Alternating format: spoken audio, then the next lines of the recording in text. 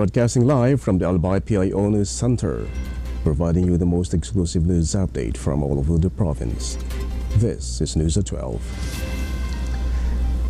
In the local scene, the Albay Police Provincial Office is preparing for the anticipated increase in devotees and tourists during the upcoming Holy Week. Police Director Colonel Julius Cubos Año stated that the PPO will deploy over 800 police officers throughout the province to ensure security and maintain order in areas hosting religious activities. Año also emphasized the establishment of police assistance desks at key locations such as churches and procession routes to quickly address any incidents and assist the public. The Albay PPO is working closely with the various government agencies and religious organizations to promote a safe and orderly observance of Holy Week. Also, the Albay PPO urged the community to remain disciplined and adhere to public guidelines.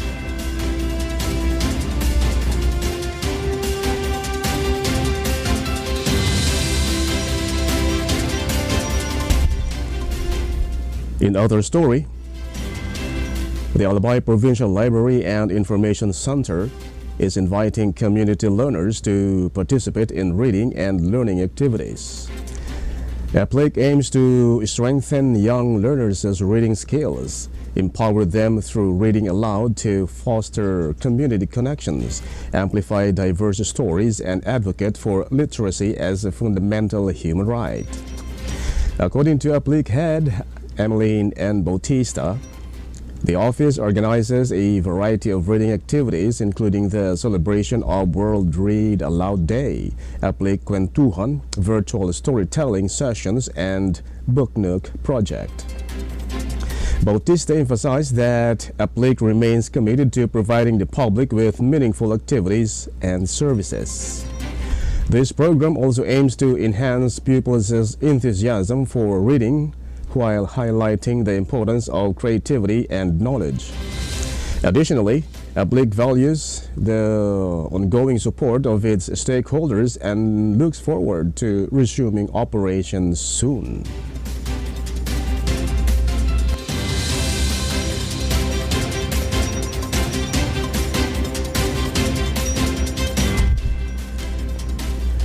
In the national scene, another lawyer has joined former President Rodrigo Duterte's defense team at the International Criminal Court in The Hague.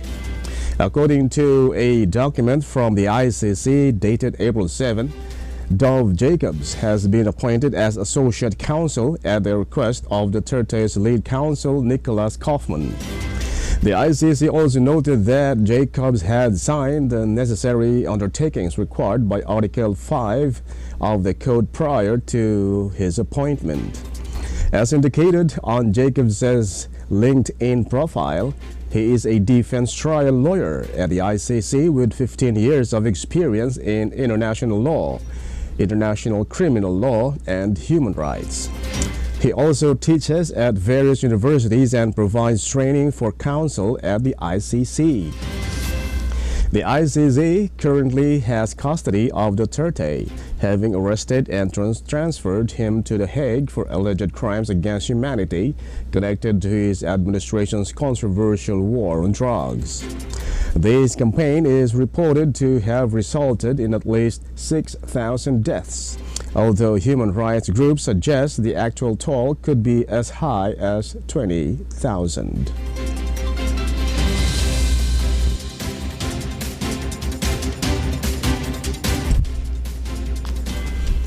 In other story, the national government is prepared to assist local government units affected by the recent eruption of Mount Canlaon on Negros Island, which occurred early Tuesday morning. During a press briefing in Malacanang, Palace Press Officer and Presidential Communications Undersecretary Claire Castro stated that the Department of Social Welfare and Development is actively coordinating with local authorities to provide support to residents in the impacted areas as directed by President Ferdinand Marcos Jr. Castro mentioned that the government is currently assessing the situation and will allocate the necessary resources to the affected LGUs. The Philippine Institute of Volcanology and Seismology, PHIVOLCS, reported that the volcano's explosive eruption took place at 5:51 a.m. Additionally, it has been reported that hundreds of families have been staying in various evacuation centers in Canlaon City since the eruption on December 9, 2024.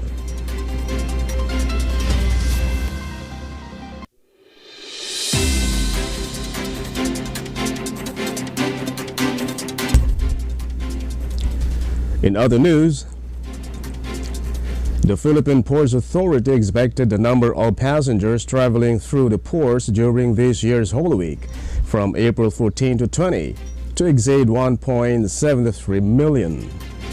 This figure represents a 3.5% increase from the 1.67 million passengers recorded during the same period last year. In a statement, PPA General Manager J. Santiago announced that additional personnel will be deployed to accommodate the anticipated rise in passenger numbers and that terminal operations will be enhanced at key ports. The PPA has also conducted maintenance checks on critical infrastructure to prepare for the expected surge in travelers. To further assist commuters, help desks will be set up in major ports across the country. These desks will provide immediate information and address travelers' concerns with support from port police and Philippine Coast Guard personnel. According to PPA data, the top 5 ports expected to handle the most traffic this Lenten season are the port management offices of Batangas, Mindoro, Panay, Guimaras, Negros Oriental, Siquijor, and Bohol. In the first 3 weeks of March, passenger numbers reached 3,027,881, averaging 1,009,294 passengers per week.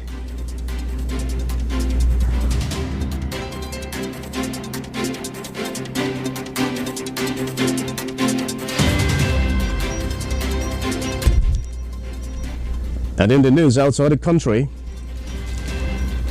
the Constitutional Court ruling that removed former President Yoon Suk-yeol from office due to a failed bid for martial law has prompted an early presidential election, which is expected to take place in early June. According to the law, a snap election must be conducted within 60 days following the court's ruling. The date for the presidential election must be announced at least 50 days in advance, creating an 11-day window for the election from May 24 to June 3. However, analysts anticipate that vote will occur on the last day of this window. Observers consider June 3, exactly 60 days after Friday's ruling, the most likely date, as it allows political parties sufficient time to prepare for primaries and campaign. The newly elected president will assume office immediately after the election results are announced, without a transition team.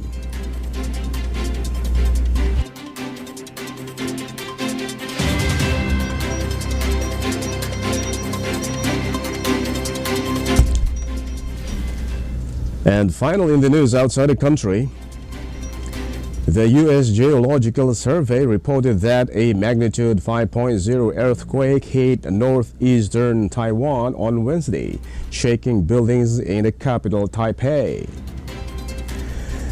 The survey said that the quake struck at a depth of nearly 70 kilometers in Yilan County, near Taipei. Yilan fire authorities told AFP there were no immediate reports of damage or injuries.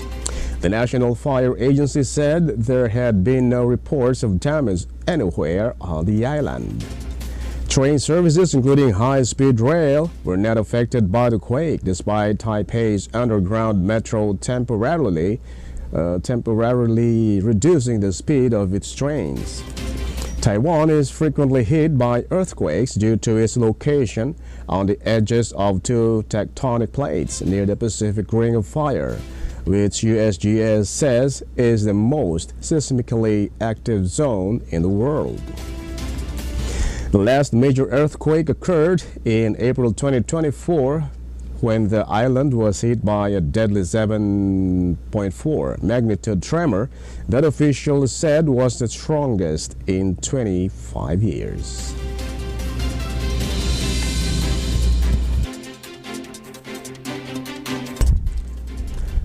And that's all for the news at 12, April 10, 2025. We'll be back tomorrow for more news updates. Thanks to our news writer Albay PIO and Erica Dumlao. And on the technical side, Chad Bobis. Of course, our Provincial Information Officer, Mary Luduca Castillo. And under the supervision of our Governor, Baby Glenda Ong Bungao, I am Greg Hallare. Thank you for subscribing.